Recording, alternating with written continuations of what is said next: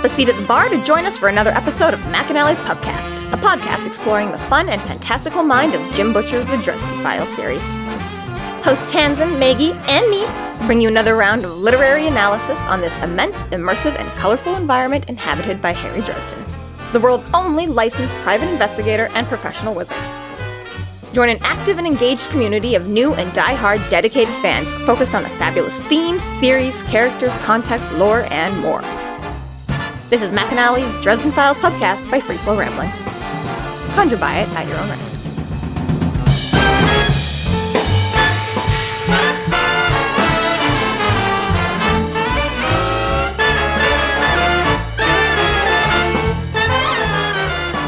Welcome to the McAnally's Pubcast, brought to you by Free Flow Rambling. This is episode 13.31, Tyrannosaurus Bob, where we are covering the novel Deadbeat.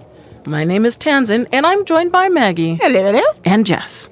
Hi, my name is Ebony Darkness Dementia Ravenway, and I have long, ebony black hair. That's how I got my name. With purple streaks and red tips that reaches my mid-back and icy blue eyes like limpid tears, and a lot of people tell me I look like Amy Lee. And if you don't know who that is, get the hell out of here. I'm not related to Jared Way, but I wish I was because he is a major fucking hottie.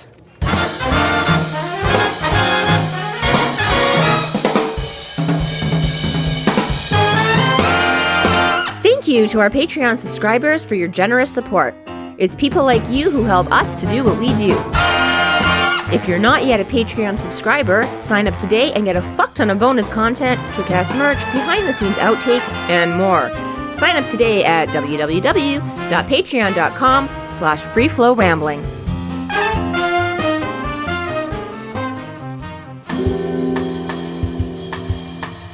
Chapter 42. Harry and Ramirez are able to take out Grevane, but shortly after, Cowl disables Ramirez, and Kumori holds Harry at knifepoint. Harry is able to release Bob, who then uses Sue to free Harry from Kumori's grasp. Harry then successfully stops Cowl from finishing the Darkhallow. The campus of the college consisted of classrooms. A very alliterative start to this chapter. And only a couple of dorms, a couple of buildings, classrooms. Yeah, so many. That's right. Ramirez and Harry go galumphing into this. Now, all very well and fine. You know, there's stuff going on, lots of distractions, I still feel like it's really fucking hard to sneak up on anybody in a Tyrannosaurus Rex. Again, we've all seen Jurassic Park at this point, a little water. I'm thinking even if all these zombies are looking the other way. I don't know, those stormy scenes during Jurassic Park, that dinosaur was just suddenly behind them so many times. Maybe, I don't know, like some big ass thunder going on here with this. That was my only. It's great. I appreciate whatever surprise you can get at this point. This is a little bit Spanish Inquisition, okay? Nobody's fucking expecting a Tyrannosaurus Rex, okay? Nobody expects the Spanish Inquisition. This is true, but at that point, I'm pretty sure they've noticed one has come on the scene. Again, they did when they got eaten by one. They weren't that far away from the hole, right? It's not like they were going across the city and all of a sudden. Yeah. They're within the neighborhood. Apparently this thing is pretty large.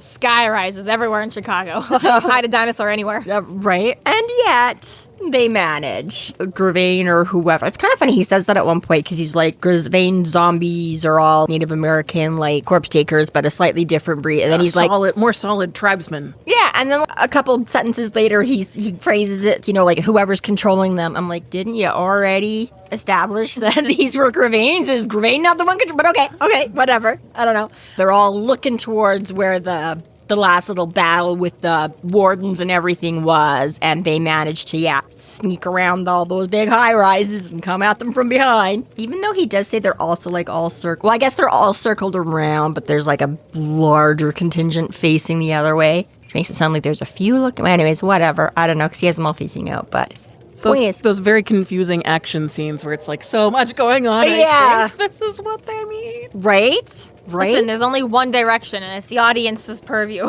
Everyone else, wait till the wings until we need you. Point of view, right? Exactly. But Ramirez, as ever, this is why we love, again, Ramirez is one of these great characters that you just kind of like from the start. He's like, well, you know, because Dresden's all that as a fuck ton of zombies. And Ramirez is like, wow, good is this? Can't miss him. You're so positive, Ramirez. Yeah, cool, right. Honestly, though, Dresden and Ramirez, really great team. Love them a lot. Oh my god, do they not have the buddy cop banter and the whole... And there's this whole moment where Ramirez keeps deferring to Dresden as being the smarter, more in charge, you know what's going on. Experienced. And I like how Harry's thoughts are always like, I don't fucking know what's going on right now. I've never seen this shit in my life. Yeah, right. But, okay, I didn't tell him that, though. At the same time, Ramirez has quite a lovely level of bravado, too, as well. He does, and not an obnoxious arrogant, which is nice, right? You're like, yeah, he's like, you're very full charming, of shit, but he's very charismatic. charming, I love it. exactly. Paired with Harry's inner thoughts that we obviously get, and he's all, I didn't want to do it. I want to crawl into a hole and die. This sucks. Why would I even put myself in this position? The whole time Ramirez is like, all right, boss, you're fucking awesome. I'm with you. Yeah, look at this. And Harry's just Totally. gonna be like, okay. That's kind of is the thing, you know, when you have to do something all alone, it's like, all right, fine, I'll go do this thing, I guess, or maybe I just won't do it. But as soon as you have kids or siblings or something with you, it's like, yeah, no, it's totally not scary at all, guys, we're good. Oh, wait, that was awesome. You're right. Absolutely, yeah. I can attest to that as having like the scaredy cat big sister, who then I'd be like, well, I can't say that I'm afraid now, so I'm just gonna swagger into this shit and do it and be like, what were you afraid of? Idiot. Meanwhile, yeah, you're like, oh, thank God I survived that. Came close. She was right to be afraid of this thing. Totally. I just about got my eyes clawed out because the neighbor cat could have been under her bed and I would have lost body parts. Yeah. So anyway, so Sue just right off the bat, he's like, all right, cool, and starts squishing zombies like they're ants and... Chick hasn't eaten for 65 million years, okay? She's got to catch up. She's hungry and she's annoyed because these things are picking at her back. Right. And this works well until she gets a little bit of the bloodlust happening and then is kind of not very controllable. That's a little bit crazy to me. Do you think that's simply just because Sue is just, you know, a beast herself, so that, you know, beast mode is a little bit easier? Or do you think the zombies themselves could get to this point of just, I'm so into killing, bro, like, I don't need you. Like, if we raise, like, Genghis Khan or something like that, it's like, could I really control him, or would he just take over and be like, no, you want me to kill? I got this. Your control is not necessary. total side note, you just had me read This Is How You Lose the Time War, and I listened to it. And yeah, I had issues. It took me a minute in a couple places because the narrator says Genghis Khan weird. She's saying like Genghis or Genghis or something. And I was like, wait, what? I'm like, oh, wait, what? There was a few of that. It was really good. Her narration was really great in a lot of ways. I just found there was a few words she said really weird and it threw me off. But otherwise, an interesting book. It was an interesting read. I don't know. I think this might be like a size matters thing here too, whereas your little itty bitty human zombies are only going to get so much blood craze, lust thing, whatever, whereas giant dinosaur can just absorb so much more power and expel so much more power. I think maybe your zombies maybe have the potential for that too, but I'm just saying, like, it's we already knew before this moment the risks, and the risks seem to be if the drumbeat stops, they get their own power. But if they can just fight their own control anyways, that's even more risky for necromancers to be going around doing this. Don't sneeze. yeah, absolutely. Yeah, and I mean, maybe there's something as an additional to the millions of years old. That's what I'm ancient saying, is power is like a lot harder Fimbly to control. Sue's just based- size, or being a beast, or the age and the power of her own that she's just...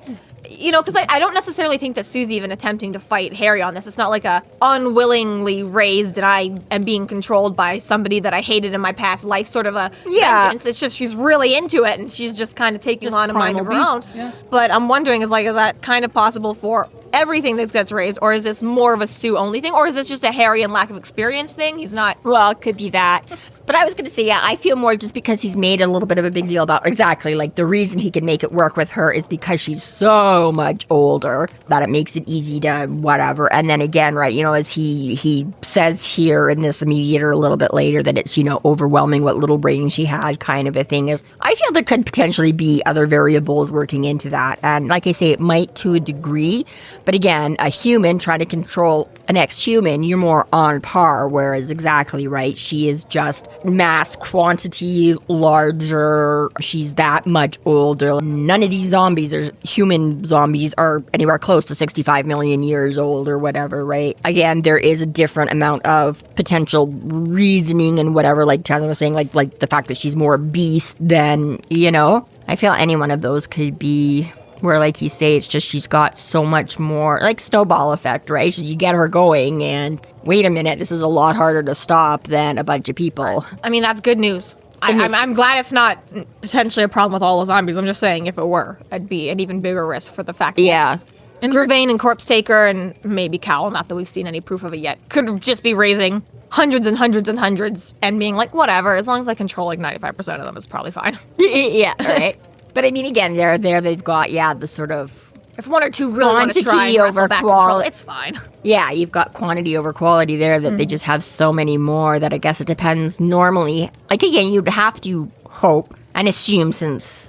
Again, it managed to be kept under wraps that there's not giant armies, that necromancers at any given time are like more like Phil situations. I need like 2 or 3 goons with me, not like an entire freaking army, right? This is a special weekend, okay, where we raise entire armies, okay? Yeah, normally we just have to look after like 3 or 4, so it's the same as, like field trips and you know what I mean? It's like normally you want like a 3-to-1 ratio and that's fine. The more you start getting, the more you need to, it's like... I wonder if there's a certain level of mental fortitude, like practice too, like the other necromancers are like, they're used to it. Because that's like controlling one giant ancient thing versus hundreds. I would say... mental fortitude has to be insane. Well, that's what I'm wondering too, is that how deep does it run? Like, if you're in some tiny-ass little town who's, and fair enough, graveyards can collect for a lot longer than a city or town could be there, but a small town that doesn't have, like, Graceland and so many other cemeteries in the surrounding area that have been collecting bodies for hundreds and hundreds, if not thousands of years. Do you eventually run out, or is it kind of like, oh no, I can dig so far back that I'll have zombies coming that have, died on this spot for the last million years? It's fine. Wasn't it you that looked up, like, that remains completely disintegrate after X amount of time? Yeah, like and just totally done, right? And we know Corpse Taker could do ghosts, but Grevane so far seems to favor the zombie version of that. The actual corpses as opposed to the... I'm just saying, if you are planning for wartime zombie effect, you probably have to be a little bit... conscientious of your battleground. You can't just choose middle of nowhere because you might not have the bodies for it. Well, yeah, I mean, obviously, yes, more populated areas. Again, unless, right, how does that work? Because at the same time, there's got to be some fossilized human stuff out there, right? I mean, if Sue is still around, we have this complete Tyrannosaurus. I'm sure... I don't know, have humans lived long enough to fossilize? I don't know. The entire world has been populated at some point by people, right? Nomadic tribes and all that. The people that were found in bogs and whatnot are in... Right. There's got to be... But regardless of this, to go back slightly, we saying about controlling them all, though, I feel like this goes back to what we were saying a few episodes back, whenever that was, about keeping the beat and keeping your drummer dressed, right? So I'm like, I think Tanzan that, I think there is definitely some practice and focus and whatever that's got to go into that, and why it would be harder for newbies to control at all, let alone large. Because, I'm like, you got to, right, to be able to... And again, you're not always going to be working in pairs right off the bat or anything either, right? It's not like you can be like, hey, I'm going to control them, you do the beat, we each only have to concentrate on our own thing. I'm sure when you're practicing, you got to keep your own beat and your own, and then it becomes a thing of...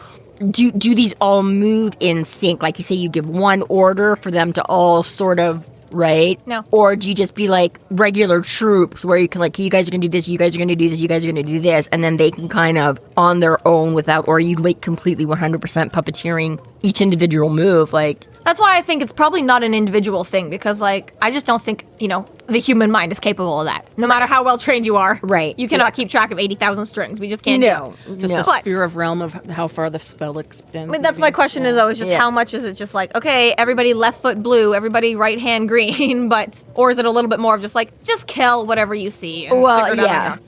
I will say, though, I just double-checked it on Google, and fossils, 10,000 years is all they need. So there's definitely human remains, because we've human fossils. But also, a fossil is just an imprint of nothing. So that's, having a fossil doesn't mean you have a zombie. You just knew a zombie could have once been there. There you go. The potential for a zombie was once here. Okay, but so when you say for human remains to completely be nothing, does that mean, like, bone to dust, or just down to bone? Or bone to dust. Like, but obviously, they would have... Obviously, conditions of 1,000 parameters could change how much of a body is decomposing at what rate and whatever. We've got mummies around, we've got the Arctic tundras, we've got Mount Everest has got... But I'm just saying, like, even for the amount of zombies that because wasn't it a fairly, you'll have to Google it again, it was a fairly limited time or whatever, like remains do not last all that long. I want to say it was like 100 years or something really. Yeah. So obviously a lot of what they're pulling up are more than just 100 years old. 100 years ago was not, the settling Okay, of so a body that is fully protected in a coffin is essentially nothing in 10 years. A body without the protections of a coffin could be totally done 3, 5. Yeah. Depends on. Okay, like bone to dust completely. Do you want to know another random thing that I learned this last I feel like weekend? it'd be more than 10 years of some of these coffins that they exhume. In the cremation process, bones don't burn, so they actually pulverize in a crushing machine bones. So the dust isn't really like actually ashes. It's a It's combination crushed of bones. Yeah. Just so you know. Makes sense. Yeah. I don't know if I knew the pulver. I sort of knew that, like the bones don't burn, or it was either a disposed of otherwise, but okay, yeah, that makes sense too, that they would, pulver, you get a nice... Sorry, only murders in the building. You fail. Bum, bum, bum, bum. I gotta get back to watch that. I watched the first two and I haven't. It's lovely. It's fun. Yeah. So anyways, all that to say, Harry's decision to not fight against Sue's impulses and instead encourage them and run with them and be like, okay, yes, but over here. Very smart. Yeah, right. It totally makes sense until, like you say, I'm like, I don't need to stop her. I just need to, but yeah, exactly. Such a child thing. It's like, okay, yeah, we can keep drawing, but not on the wall. We're going to draw on the paper over here. Exactly. Just You gentle parent. That's right. right. Yeah, that's all you want. right, Harry. Good idea, but how about... I'm not saying no. I love the initiative. Work with what you got, people. Work with what you got. That's right. All that to say, the person that we are here to fight now is Grevane, okay? Corpse Taker is down. She's done. Lucio handling that one. Or not, as the case may be.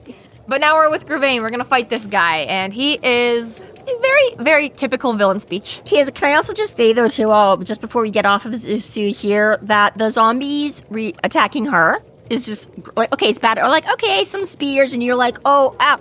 And then this guy climbs up and just starts ripping chunks out of her. I'm like, that is so disgusting and so horrible. But I mean, she's got the mask to put up with. She's got the mask to put up If you're with going to have zombies, you need ripping skin, and I would rather it be the dinosaur than Harry or well, one of the absolutely, other human members. And again, I guess if we try and sort of size it, I mean, sure, an ant taking bites out of you, It kind of seems like it's irritating and would hurt, but obviously it's not the same thing as just, a wolf taking gouges out of you. But yeah, it's still just, and I have to say, almost every time I go back, when he first says this guy climbs up and like grabs onto the extension cord, I kept like every time there's like a break between reading it, I still expect him to be able to like rip that thing off. I'm like, wow, lucky he just needed to anchor himself and just held on to that extension cord that you guys were dying, because otherwise you would have been getting off a lot sooner.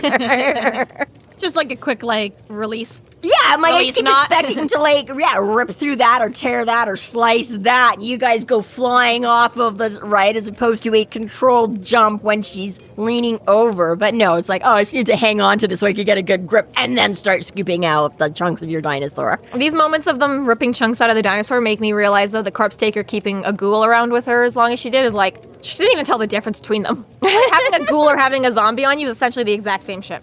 Pretty close, except that she didn't have to keep the ghoul animated. He could function on his own. That's what I'm saying, though. It's like, it's almost just like one step above. Like, Walking garbage disposal. Right? Just clean up as you go, right? You just, but... It's like having a dog clean up the floor when you drop them. Yeah, right? Exactly. But worse. but multi-talented. So, Grevane does his normal villain speech, the whole fool, I was father's favorite. Oh shit, it's so embarrassing when you call your teacher dad. I didn't mean to. It's his favorite child. Yes, so while Grevane is monologuing, so apparently while whatever was enough so you couldn't hear the dinosaur sneaking up on you in a rainstorm thing, but Harry must be, listening with his capital L because he can hear footsteps behind him during this. Literally, though. I'm like, now you're on the ground. You've got so much more in your and ear. a zombie, A man talking to you. Well, yeah, while he is In all fairness, it does say barely heard, but I barely heard this dinosaur sneaking up on. it's a zombie. He's not being careful. Right? They're No one expects the dinosaur. Harry's expecting I was zombies going to say, everywhere. right? Like, Grevane did not tell them to listen out for approaching dinosaurs or major, right? 100,000 zombies saw the Tyrannosaurus Rex, and they're like, that was not in the briefing. That I'm like, was That was, you didn't put it in the program. I don't have to. I don't have a response to dinosaur. Yeah, you didn't tell me to warn you if that was coming. And if they have any sort of memories that they can access, they have no Yeah, they don't know what this is. no cultural point to compare this to. We've seen the models of the skeletons and have the theories, but they're like, ancient. it's a dragon. Well, it's a very, like, well-known fact. George Washington didn't know dinosaurs existed, okay? That's just 200 years that we've only figured this shit out. Right. Now, admittedly, ancient Romans thought that they were gods walking around, so if you raise some of them up, they might think like, oh my god, Zeus, what's up? Right. Probably be more scared then. I would take my chances with Sue over Zeus any day of the week. Well, I suppose. I don't know. Zeus was just... I feel that Sue is honestly more reasonable. Sue's definitely more reasonable. I was going to say, Zeus always decided, what was it, like swans and bulls? Whatever and, he could get his hands on, yeah. Yeah, but again, a whole other creep factor. It's a good point. Zeus might be the dinosaur, too. Don't trust anything. Questionable choices Zeus has made. All of, Ugh. Like, again, you couldn't show up as, I don't know, a handsome man. You're a god. And no, you have to show up as weird and He's wonderful trying to wildlife. hide from his wife, Hera, okay? She knows what a handsome man looks like. He's hoping she doesn't know what two swans fucking looks like. The problem is, though, it's not. It's always the swan seducing a maiden. No. So He turns why- the maiden into the animal as well. I don't know. This isn't a Minotaur thing. Only it really kind of is. That's the whole point. It's like, why is this girl seduced by a bull? Unless we're really taking the metaphor a whole other way, but... He was cursed. Yeah, I guess. Anyways, so yes. So wait, Lo, what is that? What do I hear sneaking up behind me? Lo. Oh, no. Exactly. What to my wandering ears appear? No. Yeah. This is honestly quite the comical moment, though, of Grevane monologuing. Harry's a little bit like, yeah, shut the fuck up over there. I'm gonna fight this zombie. And then kind of gets in a bit of a sticky situation. It seems like he's gonna get hurt. And then Grevane totally blah, blah, blah, blah, blah. I'm so awesome and cool. Everybody loves me. This is my birthright. Exactly. And falls over and dies. Totally. It's like, bros, all that for that sort of death is so pathetic. And Harry goes on to say, great thing he was crazy. He didn't even realize he was dying, refused to accept the fact that he was dying, so no death curse, because he was still just trying to keep his magical zombie shit up. I'm not done. You can't tell me I've defeated death. Right? Which is really cool, honestly, because this whole, Corpse Taker didn't even get a chance to get her death curse out because Harry was just so fucking fast about it. She thought she pulled one over, and Harry didn't take the time to question. Grevane, who apparently also would have had time to do it had he believed he was dying.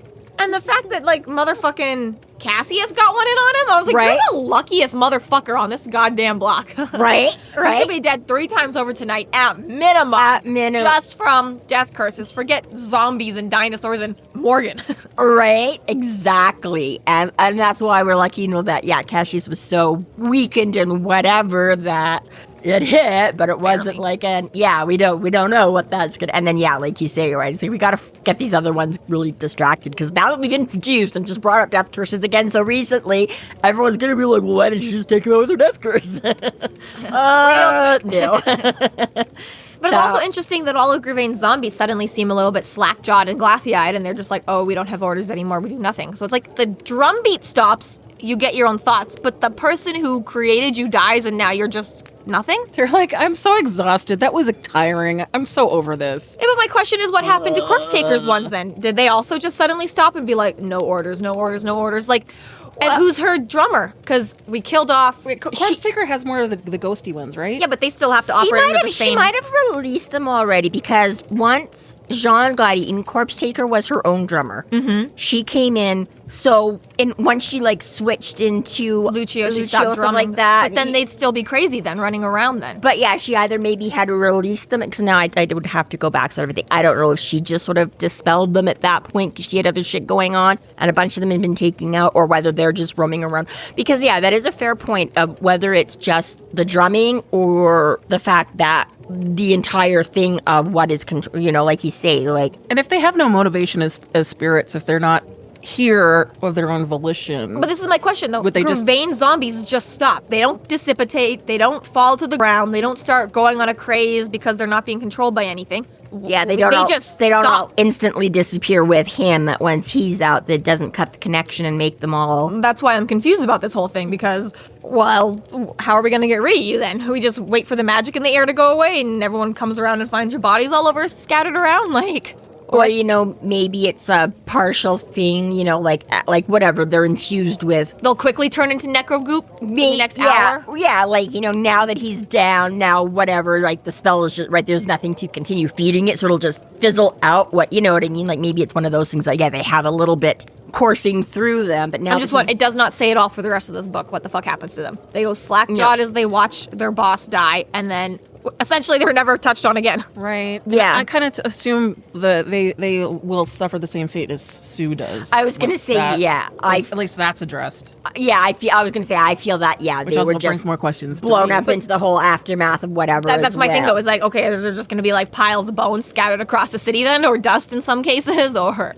Yeah, potentially. Like, I mean, I don't know. Honestly, there's a lot of, because he does say here, too, I think it's as they are just as they go to start stomping zombies or something here.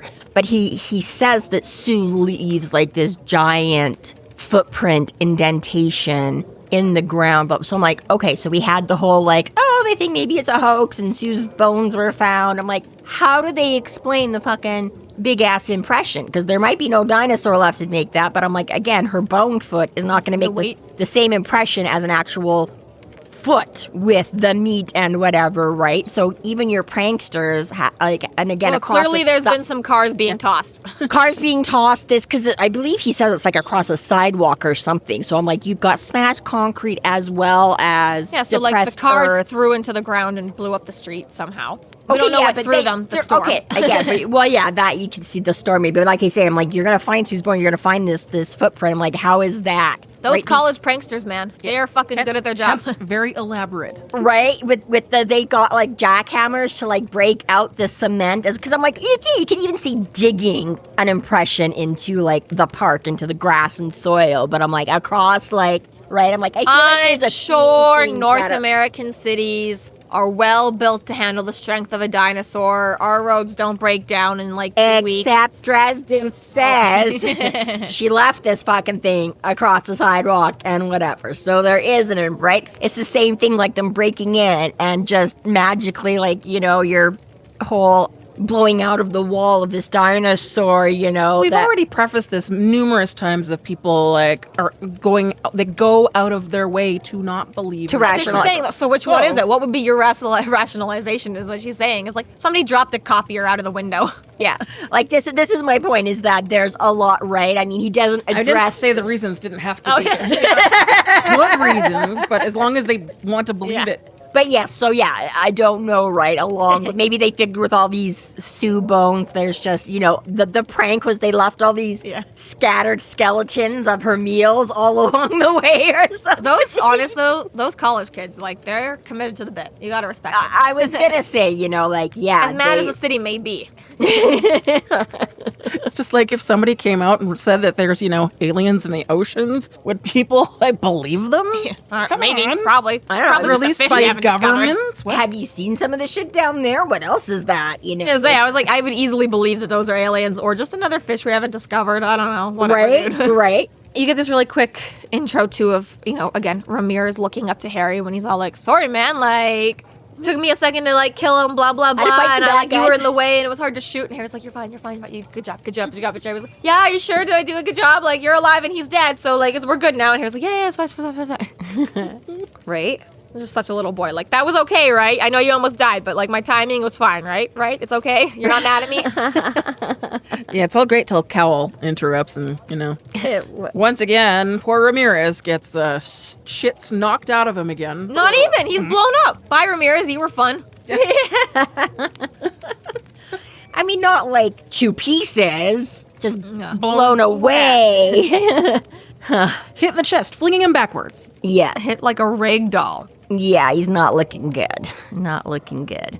And Harry, again, just to make the fight a little bit that more, the zombie has managed to get in some hits, like in around the duster. So good thing he had the duster, because Grevane tried to take a couple whacks with the chain, and then the zombie tried to chomp on his back. But he managed to get a little bit. So now Harry is... And I forgot, because he mentions Grevane whipping the chain around his leg, and you're like, oh, yeah! Ow. A couple of chapters ago, which was like 6 months when we first discussed it, he got a shuriken thrown in his leg and has been limping around on that. So, yeah, aside from all his magically Lashiel, let me just ignore the pain. I'm sure Lashiel did help with the shuriken, but yeah, the fact that Cassius and Grevane both went around with the chain is like, okay, come on, one of you pick it, and the other one gets something new. Well, obviously, Cassius just, like, picked that up, because Grevane is well practiced with it, so this is obviously his weapon of choice. I know, but Grevane, you're just such a wannabe. Okay, well, there's that, but I'm like, sorry, you not know... Grevane, Cassius. Cassius, sorry, yeah, but he was also, you know, the right-hand man, so he probably had, like, extra ones for, right, you know? I hand these out to all of my henchmen. Well, no, but just like, you know, like, oh, I lost this one, or I broke it. Go get me the 3-foot chain. Go get me the 6, right? And Cassius is like, here, master, do you want the... So I'm sure he just had backups and extras. Davidson's clip where he's trying to buy a rope, and the guy, like, Home Depot or whatever the fuck it is like, well, yeah, let me help you. What are you towing? And he's like, a boat. And he's like, oh, then you're going to want this. And it's like a massive, like, huge giant. And he's like, that's too big. And he's like, well, how big's your fucking boat? And he's like, it's a small boat. And he's like, all right, well, then what about this? And he's like, it's pretty scratchy, but the boat won't carry. And he's like, well, I want, like, soft nylon rope. And he's like, for a boat? And the guy, he's like, and he's like, yeah, you know, and then he, like, picks up, like, some really, like, small rope. And he's like, yeah, this will work. And he's like, not for a boat, man. And Pete Davis, it's fine. It's fine. It's fine. This is the one I want. But it's just, like, at this chain store. And it's like, well, what do you need the chain for? You know... boat stuff. Right. If I threw this at someone, would it hurt, do you think? Right. I can't lift that and throw that like a lasso. Why would you need to? You know, in case the boat gets loose. I'm training for a gym thing. It's like you walk with a cane. It's like cattle wrestling, only with boats. I don't have time to explain it all, man. Just right. That's funny. Yeah. So again, just in case, we just beat him down just a little bit more before he gets his final showdown with the final baddie on this, you know, like, fucking fuck. And yeah, we'll just get rid of your partner, because that makes it too easy. Yeah, it's rough. And the way Kumori manages to come in and instantly get that knife to his throat as well. It's just like, oh, Grevane would have done well if he'd had one of those. You know what? It's because she didn't tiptoe or we would have hurt her. She came stomping in like a fucking dinosaur. And Harry was like, don't know what that is.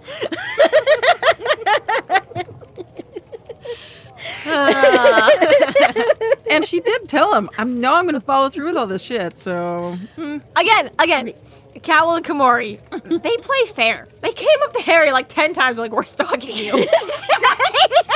Their cards are on the table. Not all day long, close he's like, to the chest I just don't know where Cowl and Kumori are. I gotta find those guys. Hey, we're back. Remember when I, like, confronted you in a stairwell? And remember, like, 3 chapters later where you went, oh my god, I was being followed? Pure confidence on both their parts. They're just like, no, I'm just going to tell you because this is what we're going to do and it's going to fucking Okay, work. it's one thing to follow me and my beetle, but follow me on a dinosaur? That's ridiculous. They're really being like the private investigation. Harry's like, what? I follow people. They don't follow me. What is this shit? One too many blows to the head. I just... Oy, Yeah, Harry doesn't know the meaning of low-key. Hit him in the ass. Honestly, this is why Murphy couldn't be here this whole book, because Murphy this whole time, like, you know, you've been being stalked for like an hour, right? Like, who's that lady, like, standing 10 feet away from us all day long? Yeah. Harry's just so tall above Kumori, he just keeps looking over her the whole time she's, like, at his feet. Right. Murphy's like, did you notice the eye holes in the newspaper over there, Harry? Like, Murphy would walk up with a smoking gun. He's like, what did you just shoot? And she's like, I don't know, some bitch has been following you all day. And people are like, what? She's like, you didn't notice? I saw her at the bookstore, and I saw her in the alley, and I saw her when we were at Lashes, and I saw her when we were at dinner. And she... right? Could you have not? Oh, I love it. My face hurts now. Okay, Grevane, that was a joke about your villain speech. Now for the real villain speech. Enter Cowl. Yeah. And he gets like one in on Cowl kind of, because Cowl starts, and they kind of do a little, and he manages to get, like, I don't know if Cowl just wasn't expecting, or again, didn't expect Harry to be that, but he actually, like, kind of, and then Kumori's there with a knife at his throat. So there goes the minuscule advantage you had for a second, where now that he was down, you could have jumped on him and pounded him or whatever, and nope. I think, okay, that moment though was really cool. Like, Harry managed to exert enough force that you spun him, right? Yeah. And I bet you that was Kumori, like, sneaks. Oh shit, I gotta get over there. yeah. Or fast. Yeah. Because, yeah, he actually does knock him down and is getting ready for another one. And then Kumori's got him. So, no. And now. Here's where Cowl reveals that that's Bob. Which we kind of knew. We kind of knew, but it is disappointing nonetheless. Yeah, because he Hi, doesn't Bob, just you have fucking Bob, he's got Anti-Bob.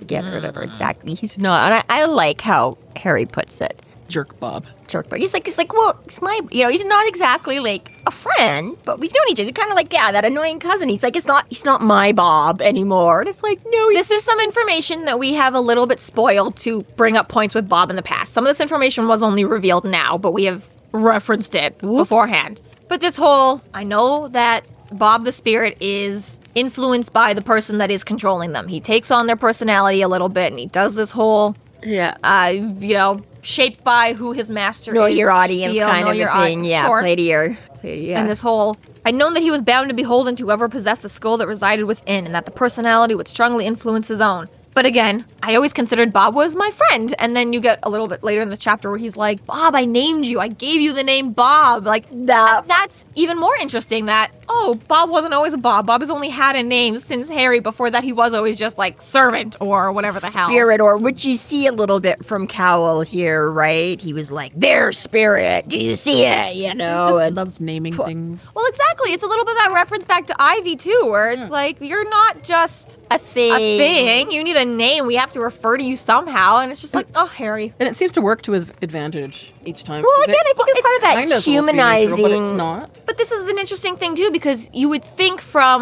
as this is not a Harry opinion, this is a wizard opinion or a magical of all kinds opinion, that names have power. So to have specific entities that just don't come with names is a little bit strange. It is weird that there was not a name for the archive, although I understand the name the archive is the powerful thing, not Ivy.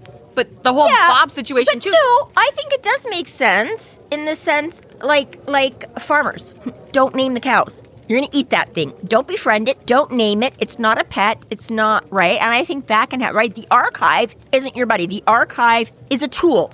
It's been created out of... So you withhold the name, so you withhold power? So, well, but I mean, not giving... not giving Bob... Like not allowing people to have power over the archive itself. Well, I understand that, but I mean from the point of Bob, okay? Surely Bob's not the only Bob in existence. There's got to be other spirits of knowledge out there. And is it common practice that none of them ever get names? You just always refer to them as spirit or servant or whatever the fuck. To a large, I'm going to say yes, because, and I know there are people out there that do this, but on the whole, do you name your computer? Do you name your car? Do you name your hairbrush? No. I know people that have. Well, 2 out of 3 ain't bad. And I wasn't even thinking specifically of you, but Tanzan. I know I others. name everything. You name everything. I don't, right? Fair enough. I don't name anything. This is Raven. We're being recorded by Ravens. I was going to say, actually, all of my gadgets are named, but that is because Tanzan is the IT specialist and she named them all. Yes, and even that is different because my computer at work also has a name, so they're not all GS3X1000 on Zool, right? But yeah, I've never particularly named my car. I do not refer to them as a name. But to be fair, sorry, Tanzan, they don't talk back to me. Something that is talking back to you is more like a pet or a friend. You'd expect to have a name for them. And I get this whole you don't consider it to be a thing, but we all call Alexa.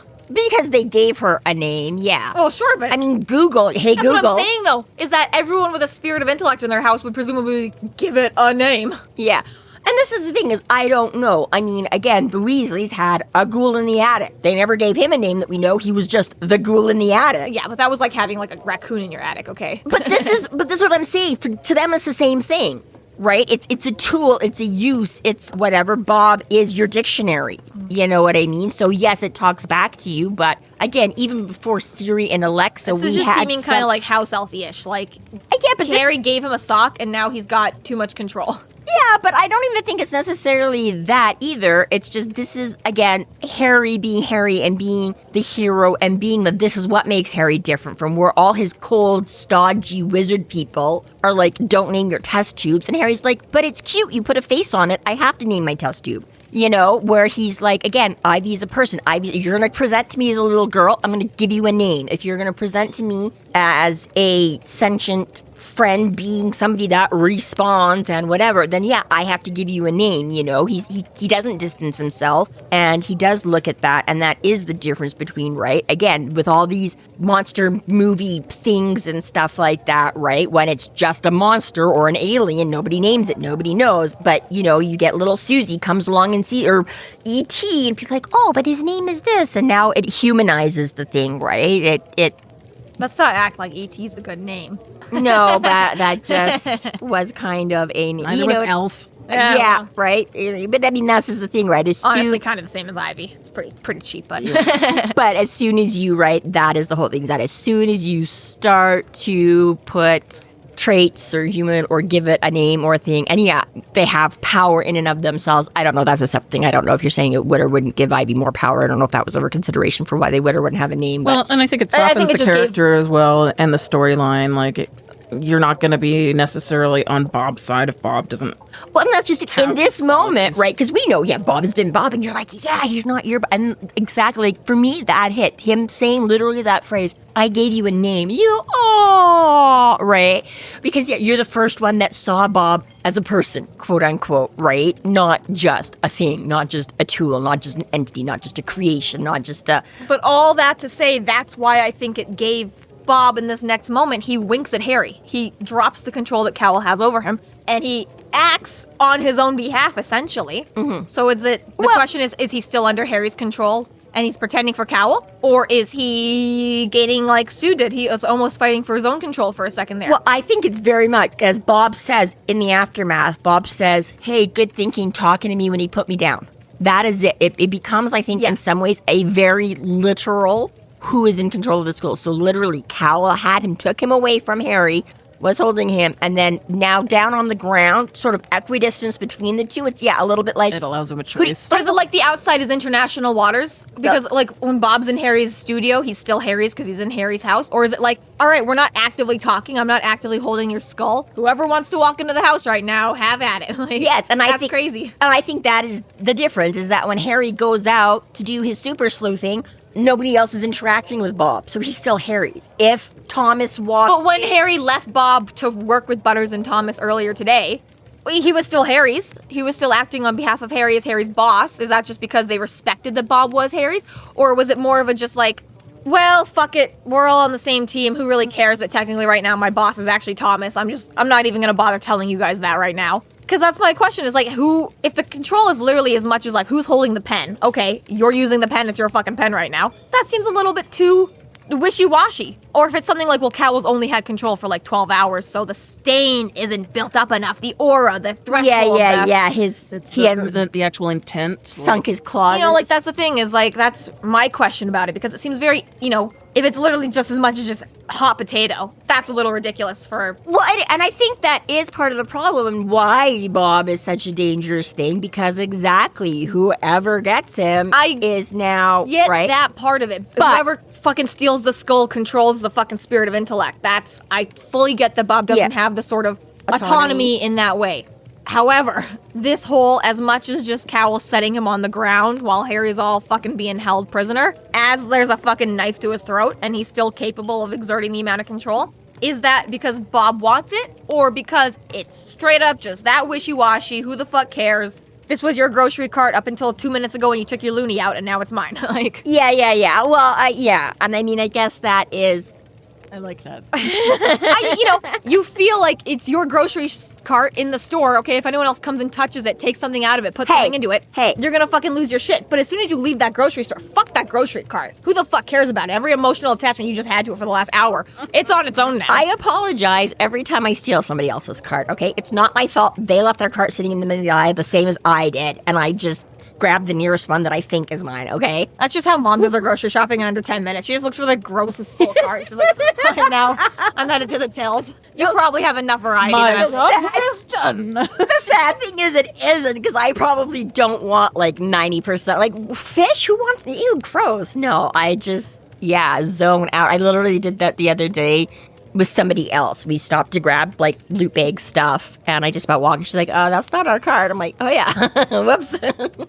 Anyways, but I was gonna say it's maybe a little bit of both in this case. That fine, maybe it's a little bit of a fine line between just he stopped touching it, but yes, because Harry has had such a longer association and that kind of a thing, that maybe gave him a little bit of an extra reach or a lingering whatever, but like as far as the earlier part, I would say it could be, as you said, technically maybe Butters and Thomas were his, but Harry sort of gave instructions too, which may have, right, he's like, you answer all of their questions until I get back. Rule. Yeah. Now, had Butters or Thomas overtly done something to be like, okay, pick you up, stick you in my pocket, you now have to do everything I say, that might have, right? But because that wasn't sort of the situation, they weren't trying to gain, whereas, again, Howell, who knew and wanted exactly right, went and stole him away to make him, But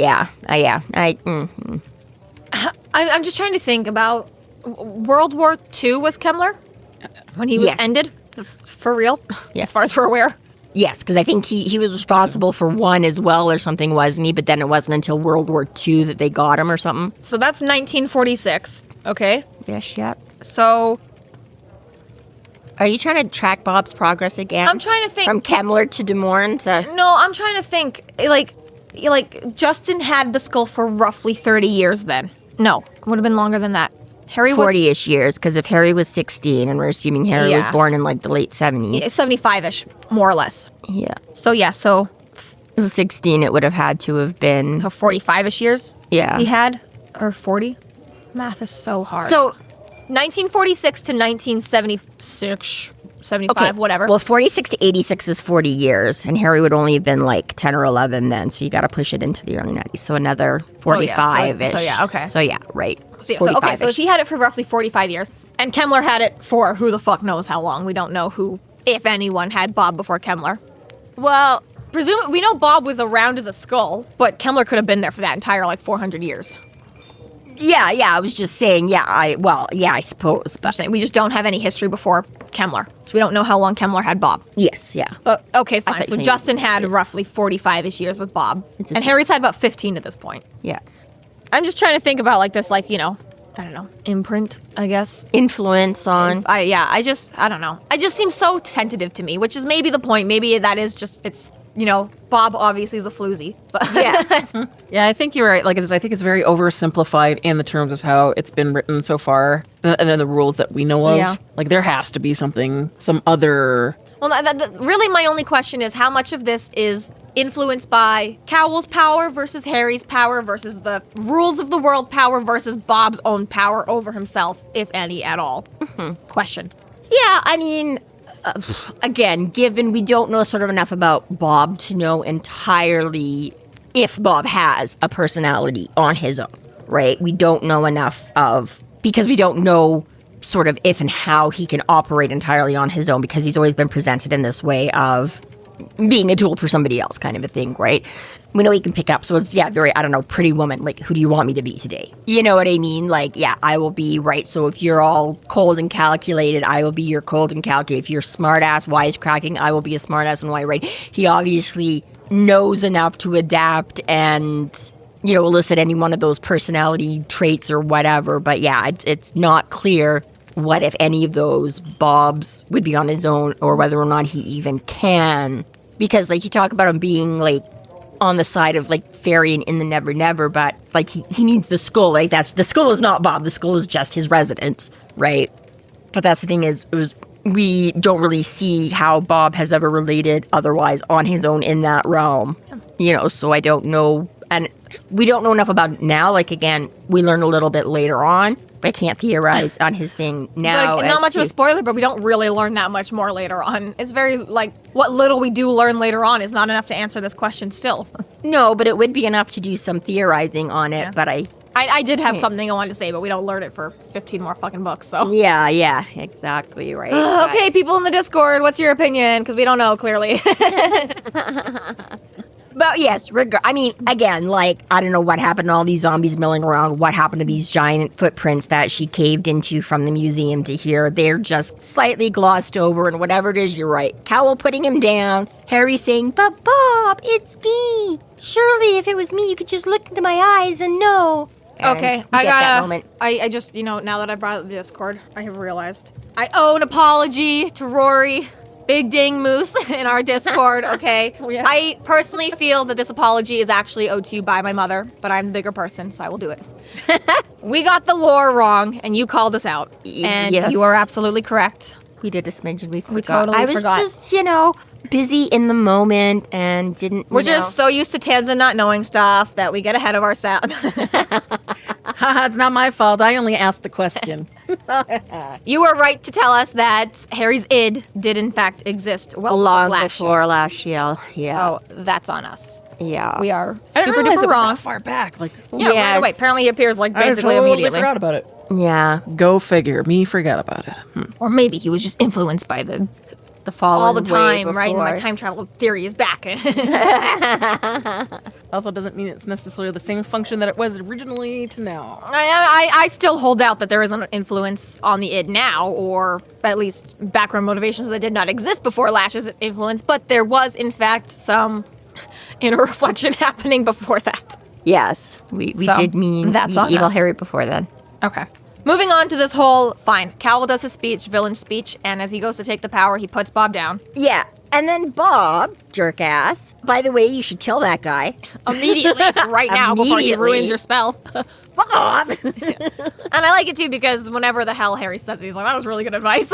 Yeah, almost immediately, yeah. This guy knows his well, shit. Kumori, and again, this is for whatever reason, right? I mean, Kumori has, she did state early on to Harry, she's like, I am going to back him, I'm not going to, but, I don't agree with everything Cowl does. I don't agree with everything. But I think am there's on a his good team. ways to use these, but I am in with him, so I'm going to, so was she immediately, he says, oh We yeah, appreciate the loyalty. kill that guy, and she goes, no. And you have to wonder, is this, again, strictly for the reason she gives that, no, he could throw out the death curse, and, right, and Bob's like, well, yeah, so get it over with now before it's in the middle of it, and da-da-da-da, take that chance, whatever, right? Does Kumori have some other backup? You're like, oh, I kind of like this guy, or he's kind of been good, or this is part of where she doesn't follow with, who knows exactly what her motivations and reasons are, but she's like, no. Even And- more questioning about, Bob's. And we've seen Harry shut Bob down before too and be like, no, bitch, that's not, ethical or moral. Stop or- helping. That too. But it still seems a little crazy to me to have this guy, guys and Bob, Yeah. and be like, shut the fuck up. You're not here for advice giving. It's like, I know. Well, that's the other literally thing. what my entire job is, but okay. Thank God, again, just like Grevane being too crazy and too, in control of death to think that death will come for him, that Cowl is, again, just arrogant enough. Like, for all that Cowl has been more clever than some of the people, like, throughout these series, not just this book, but definitely some of his counterparts here specifically and others, right, where he hasn't just done the rash thing or the whatever, right? Like, he's been a more formidable opponent because of that, like, he is stronger and he plays and he doesn't underestimate Harry. And in part because we get this whole time and time again, Harry keeps making out and we get, bigger and bigger bad guy every book being like, that was fucking crazy, you survived that shit, but it makes sense, they were useless, I'm amazing. And then Harry beats them too, and it's a little bit like, Bob knows all this. Bob is the one helping him write down these case notes at the end of every day in every case and stuff like that. Like, this is, like, it's not just one thing to have a smart guy working against you, but you've got Harry's That's most being inner, Har- most well-known, I know everything this man has ever done, essentially from, Yeah, 16 and years it's- old. And even before that. And even because you're true, because in order for Harry to make his stuff work, he's got to give Bob, right? Like, I can only do this. I'm good at this. How do I make this work for me, right? Everything is tailor-made. It's like 100%, like, this is my stat sheet. yeah, Put it together. exactly, right? Bob does, you're right. He knows So all it's even of more Harry's crazy to me that it's like, no, you don't understand how Weasley this motherfucker is. You kill him now. No one ever kills him now, and he keeps slipping his way through. And Cow was like, shut the fuck up. Yeah, Cowl, again, here he's got the arrogance, here he's got the shut up. And again, this is what I'm talking, like, a little bit how I was referencing before, right? Shut up, tool, shut up, spirit, you're not smart enough, you're not, like, I mean, it's kind of like computers, right? Honestly, computers computers know shit ton more than we do because they simply can store all of that information and access that better quicker than we can. But we're still like, it's still just a machine, right?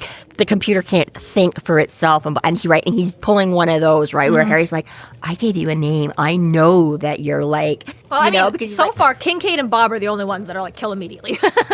Don't give any chance at all. Right. Everyone else is like, it's fine. Yeah.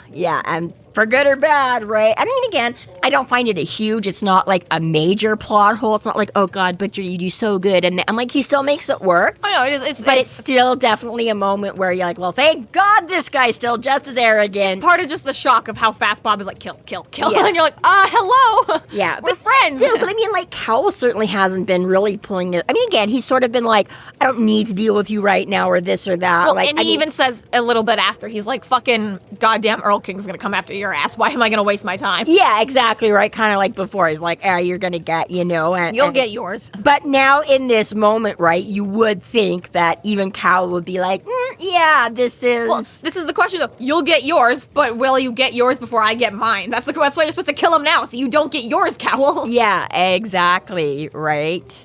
But yeah, they're like, whatever. No, we don't want to worry about that. We don't want his Your death whole question about is Kumori on Cowl's side for real, or does she have way too much of a gray area between Cowl and Harry, or is she... Well, it wasn't even so much of a huge... But all of that is further compounded when she just lets Harry and Bob talk. He's whispering. Whatever. He's like, okay, Bob, remember, we're friends. If I were her, I'd have been like, you shut the fuck up right now. I was going to say, yeah. She's right there. I was going to say, right? Because he's like, she's got to have, and again, yeah, I mean, I can picture, like, again, if it was like me and Harry could easily have a knife to my throat and have his head still 2 feet above mine. But she's working and not, yeah, right? She's got to have his right knife. right? She's not going down to him. She's brought him down to her. So that is something. And I'm like, again, this just goes back to... And also, what is she doing right now? Dinosaurs and Is she just like so... She's just so enraptured and enthralled in the whole... Staring all the way around Harry's body, too, to watch. She moved with me. I just feel like all she'd be doing right now is also watching Bob wink at Harry and be like, whoa, what the fuck was that? Yeah. Well, and maybe to her, the orange light means nothing. Maybe to her, she's well, like, that's true. It could be just flickering, yeah. And I can see that. I could see her not necessarily staring at Bob while... Right, but like you say, literally having Harry... Hello, Ascension to Godhood happening over here. Who cares about your stupid skull? Yeah, right? Like, even if she's not got eyes on that, like you say, that whole conversation is... I'm like, okay... I just think this whole next, I guess like they probably the 10 are seconds hoping here... that this is almost done. Like, just it's almost done. Talk, say Fine. whatever the fuck you want. We're It doesn't good. matter in 10 seconds. Who cares? But yeah, again, either, she doesn't think anything is going to come of it, or she's just... Not hearing it's not really registering. Like, I don't know, maybe she just figures Harry's like praying for his life or some shit, like, but yeah, you're right. That is something that I was like... She's laughing to herself right now, like, I can't wait to tell Cowl in like an hour from now that he fucking called it Bob. What a fucking... Oh my god, what is happening? Oh my god, wait, what? But yes, Bob winks. Bob's in there, whatever that means. Yeah, and either way, Harry's figured before this too, he's like... You have my permission! For what? For what? No, Yes. we know that already. We know that already. Amazing callback. And this is, okay, so in D&D, there's this thing where you can save your action. But you have to be very Hold your specific about it. action. It's like, I'm going to hold my action. This is what that action is going to be. You can't just say skip my turn. You got to say this. I'm going to wait until something really cool happens and then I'm going to act on that. Yeah, You have to be say, like, my character is will gonna- shoot the arrow once the other character has lit the oil so that my arrow can go through the burning oil and catch on fire on its way there. Yeah. Okay, fine. But you can't just say, like, I just want to see what they're going to do first and then I'll decide. Yeah. You can't say that. You got to be like, assuming that they will light this on fire, I will shoot my arrow, but I will wait for them to light the match first. Yeah, and I have to Whatever. say, awesome, which again was something I would find hard to do. I mean, you see them struggle with it too, but I love how struggle. Critical Role where they're like, well, yeah, I said I was going to do that, so now, considering that the bad guy just dumped the oil over my counterpart's head, I guess I'm lighting my counterpart on fire, because that's what I was going to do, and I can't change it now, and it's like, fuck you, you fucking fuck. Goddamn, Mercer. But Yeah. my point is that this is something that I wonder if you could set up in the future too. Like, hey, Bob, if you ever get out of my control again, you can't tell anyone shit about me. Yeah. Because that's what I would be doing. I'd be like, just in case you're ever stolen from me again, you shut the fuck up about anything I've ever told you. Like, I would be putting in counter commands like that immediately. Like, by the way, anyone ever wants to talk to you about XYZ, you can't say, don't care who's your boss at that time. Anyone ever wants to talk to you about my McDonald's order, kill yourself. And I was going to say, this is a very relevant time because that's essentially what happens in the start of this book, right? He starts going all Kemmler and he's like, I don't care who gets you after this. Never, ever, ever, ever bring this up again, right? And Bob's like, okay, so you know what? Harry should have if he hasn't. Since he's the one that literally came up with it at the start of this, he definitely should be implanting that right here now and then, being like he should have done it. By the way, while we're on this, if anything ever happens, don't reveal this about me. But definitely after this whole night. I did wonder just how much, because of that first conversation, how much actual control. And I think there would have, But he's still going to take on Cowell's personality versus he's not technically the Kemmler one. He's the Cowl one. He's the Cowl one. He just now has the option of not saying that he doesn't want to. He doesn't have to remember it. Yeah, he just certain things about that he can just, I don't know, Kemmler never told me or whatever. I don't know. Again, it's hard to say. You can cherry pick now. Cowell obviously knows a bunch of this, so that would be interesting to see if Cowell was like, hey, how did we do this? And Bob like, oh, and him being like, fuck you, of course. Like, you know what I mean? If Bob could say, I was made to forget, or you know what I mean? Like, I wonder how that would go if he had to explain it to him or something, or if Bob would just be like, no idea what you're talking about, legitimately, because he had to forget it. And Cal and just apparently being like, he was what the able to fuck? get enough information from Bob to be able to get as far as they did. So yeah, and there was really we something see he was loud. Well, he knew. He knew all this. What Justin knew. And Justin, as a warden, was able to find outside. He just wasn't able to he couldn't remember, the first person anymore. The inner. Well, yeah, but I was going to say, for this, Cal already had, obviously, a relative understanding of everything that was going on with all them running around, right? And we see here, he's using Bob to, eyeball the storm and tell him, and you know what I mean? So it's we don't know what sort of specifics, apparently he didn't need to have that exact same conversation with Bob or whatever. He had some of that stuff. Yeah. But I'm just saying it would be interesting now, somebody like Cowl who does know sort of the specific information he wants to ask, and then just have Bob being like, I don't know. What the fuck do you mean you don't? What? Yeah, how do you convince somebody when you don't forget anything that you've forgotten something, or do you can't you just come out and say I was made to forget? I was gonna say, I feel like you'd just be like, oh, my master Harry Dresden made me delete that information. Files 1 through 8,000. Yeah, but then how do you do a recovery program on that with the rest? Yeah, it is interesting, and like you say, it is an interesting loophole. When, you say, is your allegiance changes for whoever, to be able to instill something like this that will overwrite. Yeah, don't worry. We'll be able to bring it up later. Yeah. So what do Future you do? books just will have make more it up. answers. Be so you know what, Bob, from now on, you are only beholden to me. Anytime anybody else gets you, all you know is, normal human world stuff. Well, that's why it's I'm so curious about the whole hacking off your limbs thing here. Because, obviously you can't tell Bob, forget everything and start over tomorrow. On my deathbed, start over. Because that's not fair to Bob. Bob has lived for, at this point, we're guessing 400 years. And to say oh, forget everything is that's not fair to this guy who's got to start all over again. But at the same time, it's also be if you're a wizard and you're expected to keep this skull in your possession for 400 years, I would a little bit be yeah, you shut your fucking whore mouth next time you're with it. Right. Be okay, just the straight arcane knowledge formula, that's fine. Yeah, anything even remotely personable about our time together is remember that time you got really drunk and felt other and it was all that shit? No, doesn't go anywhere. Alrighty, one more time, Bob. You have my permission. You have my permission! And what does Bob do? Bye-bye. Ciao! Possesses the biggest thing in the room. That looks like fun. Genius. Total genius. Total genius. I love you so much. And it's great because we have had multiple occasions that have been set up by Mr. Right. Well, perfect. But we also have where they leave us just in that we don't go right there because he's like, I let him out, and Bob, and then all of a sudden he's swooped up into the vortex. Oh no! Oh shit! I just realized dead. Bob's a spirit like all these other things. Without crap! I may have just great plan. Okay, well he's not here to help me now. I still have to help him. Guess I'm back to throwing my death curse and just killing all of us because the backlash will that moment of hope. And then that uncertainty, and then, okay, I don't know if he's coming back. And I may have just killed the thing I was trying to. Fucking fuckers. It was such a good idea when I had it. Okay, so now... And you get this little introspection, too, of Harry just mentioning exactly how powerful this will make Cowl. And be like, this is literally ascension to godhood, okay? There will be no fighting the wardens. There will be no fighting the council. There will be no war with the vampires. He will be in charge of everything. He will reshape the world however the fuck he wants to do with it. And a little bit more concerning is that we still don't know what fucking Cowl's objectives are. We don't know whose side he is. We don't know what a better world for Cowl means to any of us.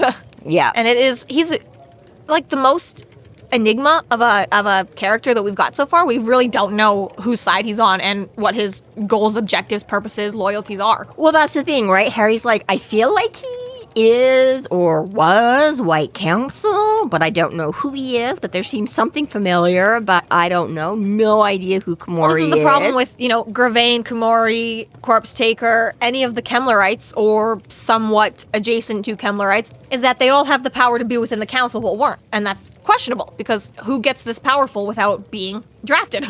Or not drafted, but elected, committed, confirmed, Conscripted? They're just, it's just a thing. They don't even like Harry, but if you have the power, you're in the fucking council. You may not have, much more than a singular vote. You're not a warding, you're not part of the... You don't have to be involved in it. You don't have to be an active member, right. But... You are a member. You are a member, yeah. If you are born, you are part of the human race. You don't have to do much to partake in it. You can be a hermit living on your own. You meet a certain threshold. You are part of the White Council. You are part of the human race. Yeah, exactly. Right. That's what I mean, though, is that it's interesting to have these people who are clearly so talented and, avoided conscription this whole time. But let's go back to your favorite, Elaine. So she smudged it or fudged it a little bit, yes. But we sort of had him say to the Lydias and the Kim Delaney's, they had some of them if they're kind of a one-trick pony. So we don't know really how much extra. Maybe this is all. Maybe Grevane has poured his heart and soul into necromancy, and he is shit at pretty much anything else. And we've seen to a certain degree that same thing. Morty is fairly powerful in his own right. He doesn't make the cut because he's not broad enough. You know what I mean? The one-trick ponies, even though you could be really, really, really good at that, if that's the only, you have to be able to do at least 3 things to be considered a multi-class wizard and eligible for that. So there could be part of that. Yeah, fair enough. The Elaine thing is I totally understand if Kemler was going around adopting orphans or was stealing them from their beds in the middle, whatever the fuck he did to get magical kids in his care without the council being able to find them first and, in the case of Elaine, raised where they couldn't be seen and then eventually were adult enough to hide themselves. Mm-hmm. Or even as the Shadow Man, where with the help of enough darkness, you go from nothing to boom, so much power that, of course, the council doesn't have time to find you in that middle ground. Yeah. But still, I think it's an extensive list of people. For none to have ever been involved with the council in any way is strange and weird and what's up? Yeah, and this is and as we will see a little bit now going forward, because Harry's going to be on another side of it and we haven't seen a lot yet, is I feel that there probably are more that slip through the cracks than they realize, you know what I mean? Again, for most, say, Harry being born to a magical family kind of a thing, a little bit like the Potter world, right? Potter's parents would have enrolled him in school because they knew about it and they went there and that's what you do, right? But him getting jerked out into the other side of it, it was all a big surprise because he didn't know it existed, right? So I feel obviously not all of it is completely in here, and we've sort of talked a little bit we're not sure how it skips a generation or how it, but a lot obviously does go person to person to person too. So again, probably one of those things that most of them are okay, yeah, my kid's probably got some magic, I'm going to raise him. If he exhibits any, boom, here you go, here's the council, here's all you need to know. But for ones that are a one-off or are orphaned or are this or are that, where they don't know, again, the council might not necessarily have tabs on all of them instantly until they start manifesting and doing, and then it depends on, right? Okay. My question, though, is that because we already know that, Fistful of Warlocks, we know they already knew about the Kemlerites, okay? They already knew that they were hunting them down and looking for them and aware of them, so they can't have been ever involved with them or whatever, because even if we don't have the same group of wardens now that we had, 100 years ago or 80 years ago or whatever like that, or, Fistful of Warlocks happens 100 years before World War II or some shit like that, 50 years before, something like that. Yeah. It's in the 1800s, so it's before. Yeah. So, point is that whatever was, whatever they were doing running around trying to achieve then is still they still weren't part of the council, though. They still weren't. Whatever they were doing was still high profile enough, though. And if it is just straight up necromancy, fine. But I don't know. It just seems a little weird that it's like for this long, they've just been essentially, I mean, again, okay, I get it. It's been 200 years of them avoiding the council. Well, yeah, they've obviously gone into deep cover after, But yeah, I'm just saying, I guess it's not all together. I mean, like you say, Elaine was able to fudge it and be like, oh no, I'm not that powerful. I don't qualify. Right? When obviously she had to know enough, and they had to test her on enough things that, right? So same thing, like, who knows where. I mean, again, we sort of learned that they're a little bit snobby. Well, there's also Elaine, I kind of don't give her any credit to herself at all. She had the summer court helping her fudge things. They themselves were, vouching for her. Yeah, she's stupid. She's dumb. She's just our servant, whatever. I don't know. What were you starting again exactly with where he knows Cowl from and not in these other people? Or... All I was trying to say is that it's just interesting to me to have this many powerful people not have been sucked up by the council or not be council rejects or to still be unknown to the council. And I get Cowl has done a tremendous job of not being face-to-face with the wardens. Grevane himself, Corpse Taker's really the only one that's shown her face to the wardens. And hers doesn't matter. And she changes her face all the fucking time. So I get it. She very, very possibly, had Lucio or Morgan or whoever looked upon them, they'd have instantly been like, Frank? What the fuck, bro? But, Yeah. So Harry begins to pull in his power to throw one last desperation spell at Cowl, but before Kumori and Cowl can stop him, Tyrannosaurus Bob comes to the rescue. I mean, to the fact that Harry is willing to get his throat sliced, he shoves himself away from Kumori. He lets himself take that. But he sacrificed himself in almost every single book, right? That he was burned to death in the house at the Shadow Man, right? Yes. And he died in a pit of werewolves. A knife actively at your throat could have been instant death. It could, and that's what he said. That was his whole problem to begin with. He's like, this is the only way this is going down now, because if I throw my curse at him, I might get it out, and I might jostle his arm, but Kumori's going to cut my throat. Like, he's like, I have no way of moving, or, essentially it's as even like the act of opening his mouth and talking is going to be enough to... put him in range of slicing the throat, But once again, is that self-sacrificing, do it for the, He died doing the right thing. He died doing the right thing. And again, it comes back to this whole, is this his, self-sacrificing, I can feel good about it, suicide, because I'm doing it to, oh, well, I guess I'm going to die now. But hey, I did, there was no way I had to, right? Because, if he doesn't, then there is the whole guilt. I mean, that's even when he says to Cowl at the start of this, right? He's like, all of these people, you were going to kill all of these, and like, just, it's over, just end it now. And he's like, yeah, no, I'm going to keep going, And yeah, Harry once again is like, all of these people, I got to save them, It's if I do nothing, then I just let them all die. But yeah, whether it's metaphorical or literal or that close or a few feet away he is once again, It's rough out here. Sort of what? It's rough out here. It's rough out here. It's like no matter what. It's like no matter what I do, I'm going to die. I just can't. I can't die for somebody because I'm just like a martyr and but I can't die for myself because I'm just suicide and I'm selfish. And I can't, Jesus Christ, everyone's a critic. But yes, because he thinks he may possibly accidentally have sacrificed Bob. So he's like, hey, guess we're back to plan A. This concludes our episode 13.31, Tyrannosaurus Bob. Thank you for listening. You can find us online at freeflowrambling.com and McAnallys.ca. There we have links to our other podcasts, social media, and other fun tidbits. Please subscribe if you like what you're hearing, and please consider supporting us through Patreon to keep the magic alive and see more content. We are Free Flow Rambling. Conjure by it at your own risk.